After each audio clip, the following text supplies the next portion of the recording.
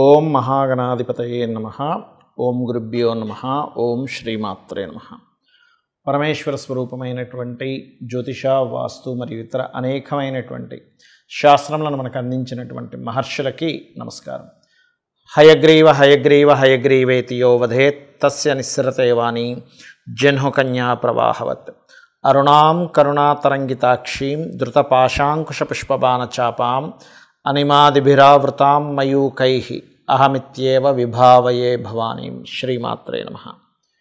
ప్రేక్షకులకి ఆ లలితాంబిక అమ్మవారి యొక్క అనుగ్రహం పరిపూర్ణంగా కలగాలని మనస్ఫూర్తిగా కోరుకుంటూ, ఇక్కడ మీకు ఈ వారం జూన్ 16వ తేదీ నుంచి 22వ తేదీ వరకు ఉన్నటువంటి ఫలితాలు ఏ విధంగా ఉన్నాయి, అదేవిధంగా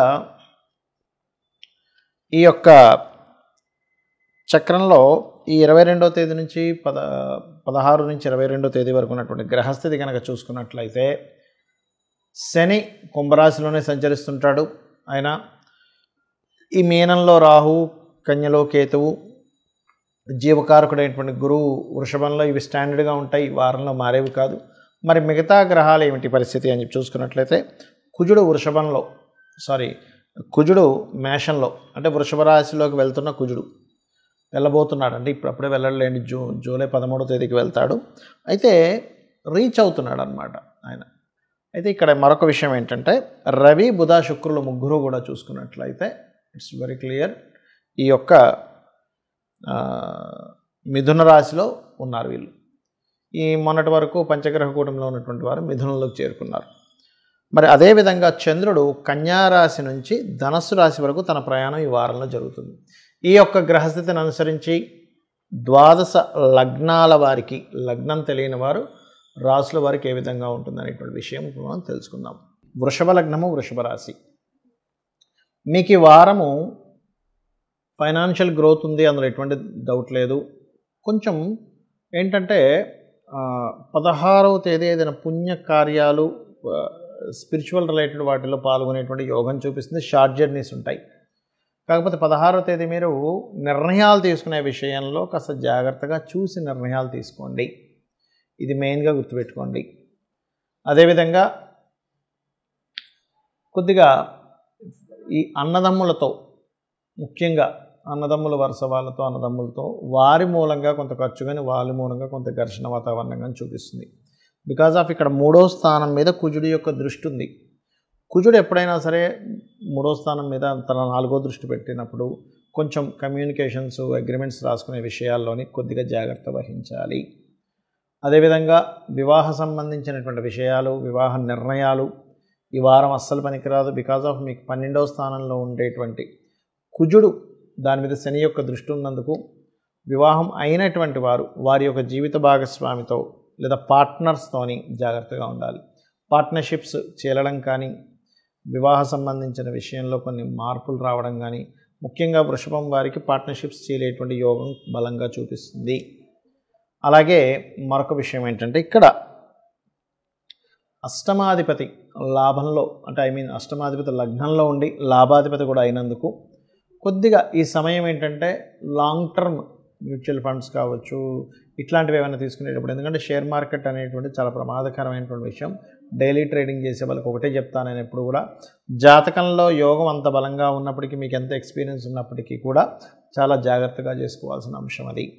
ఇక అదేవిధంగా వృత్తి సంబంధించినటువంటి విషయంలో వేరే ప్రాంతానికి వెళ్ళడం ద్వారా వృత్తి యోగాలు బాగున్నాయి. కాకపోతే కాస్త ఈ యొక్క జాబ్లో రాజకీయాలు, కొంతవరకు స్ట్రెస్లు కాస్త ఎక్కువగా అవుతూ ఉంటాయి. ఇది తగ్గడానికి మీకు దగ్గరలో ఆంజనేయ స్వామి ఆలయం ఉన్నట్లయితే ఆంజనేయ స్వామి ఆలయానికి వెళ్ళి రెగ్యులర్గా ప్రదక్షిణాలు చేస్తూ ఉండండి.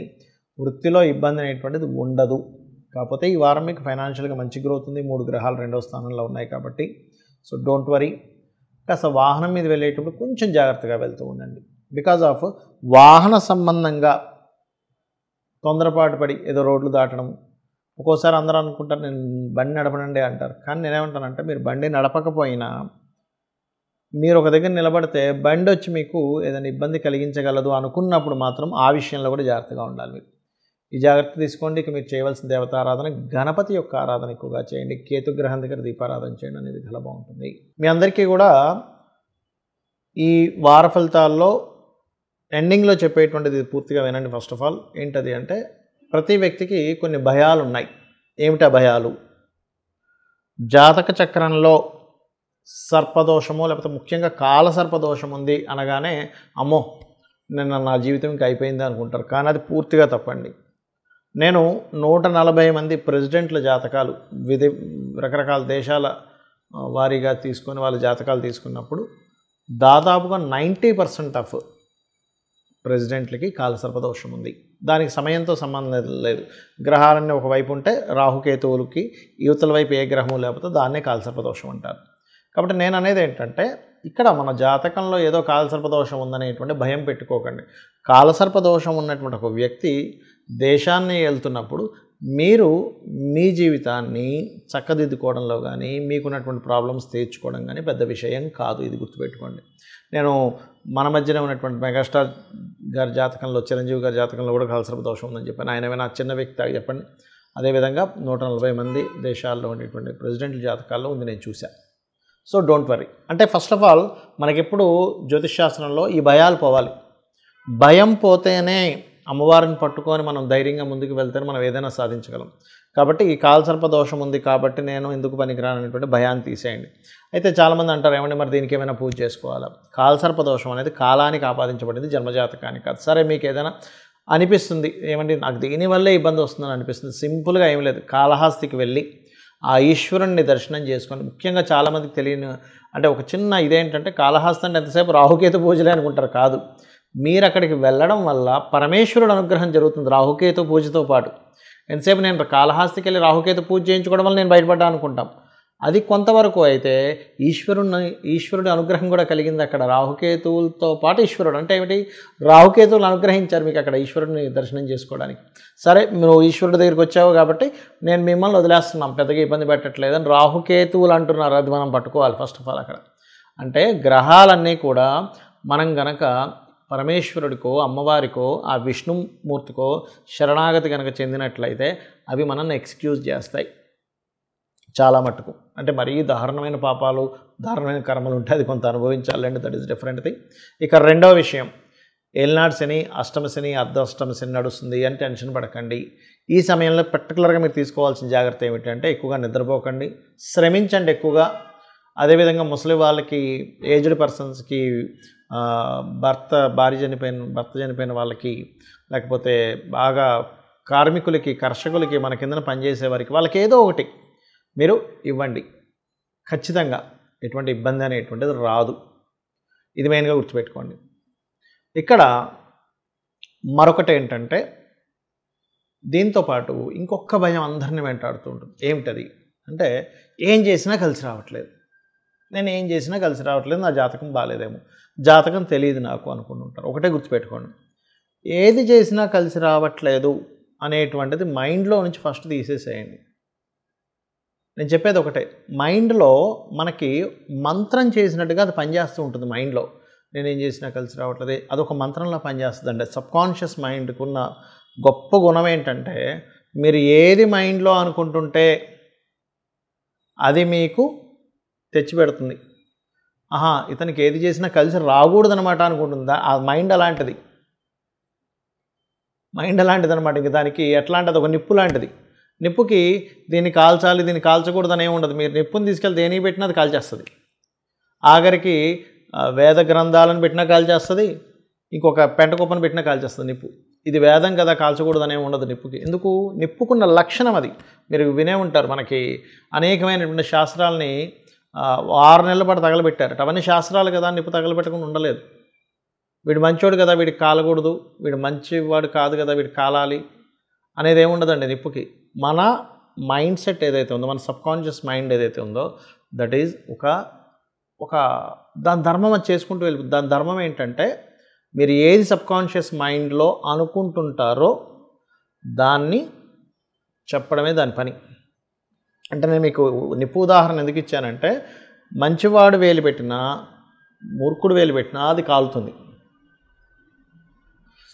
అయితే ఇక్కడ మంచివాడికి కూడా కాలకుండా ఉండాలి అంటే ఇక్కడ మీకు ఒక చిన్న ఎగ్జాంపుల్ చెప్తాను చూడండి. ఆంజనేయ స్వామి లంకను తగలబెట్టినప్పుడు ఆంజనేయ స్వామి యొక్క తోకకి నిప్పు పెట్టారని చెప్పి తెలిసింది. అప్పుడు ఏం చేసింది? అమ్మవారు ప్రార్థించింది. అంటే ఏంటి? అమ్మవారి యొక్క అనుగ్రహం ఉంటే నిప్పు కూడా మనకు కాలదు. ఇది మనం అర్థం చేసుకోవాల్సిన విషయం. అమ్మవారి అనుగ్రహం ఉంటే నిప్పు కాలదు. ఇది బాగా అర్థం చేసుకోండి. అంటే అమ్మవారి అనుగ్రహం అంటే ఎప్పుడు ఉండాలి? అమ్మవారి అనుగ్రహం అంటే ఏమిటి? ఇక్కడ చుట్టూ ఉన్న విశ్వంలో ఉన్న ప్రతిదీ ఈశ్వరుడిగా భావిస్తూ అందులో ఉన్న శక్తి అమ్మవారిగా భావించినట్లయితే మీకు నిప్పు కూడా ఏమీ చేయదు అని అర్థం అనమాట. అది ఆంజనేయ స్వామికి సంబంధించిన వృత్తాంతంలో ఉన్న అంటే ధర్మం కోసం మీరు కనుక పోరాడుతున్నప్పుడు అమ్మవారు సహకరిస్తూ ఆ నిప్పును కూడా అతనికి కాలకుండా చేయగలుగుతుంది. దట్ ఈజ్ ధర్మానికి ఉన్నటువంటి గొప్పతనం. ఇక్కడ నేను చెప్పేది ఒకటే, మీరు మరి ఏమండి నాకు ప్రతి ఏం చేసినా సరే నాకు పనికి రావట్లేదు, ఏం చేసినా నాకు కలిసి రావట్లేదు, ఏం చేయాలి? ఒక మంత్రం చెప్తాను. ఇది మీరు కనుక రెగ్యులర్గా చాంటింగ్ చేయగలిగితే మీకు ఏమి చేసినా కలిసి వస్తుంది. అలా అని గుడ్డిగా వెళ్ళిపోయి కళ్ళు మూసుకొని డ్రైవింగ్ చేయమని నేను చెప్పట్లా. అదేమిటి అంటే ఓం ఇంద్రగోప పరిక్షిప్త స్మరతూనా భజంగికాయై నమః. ఇది ఖచ్చితంగా ఈ మంత్రం మీ లైఫ్లో సక్సెస్ రేట్ని 100% పెంచుతుంది. ఇది చేయండి. మీ ప్రయత్నం మీరు చేస్తూ ఉండండి. ధైర్యంగా అడుగు ముందుకు వేయండి. 100% మీరు గెలిచి తీరుతారు. శ్రీమాత్రే నమః.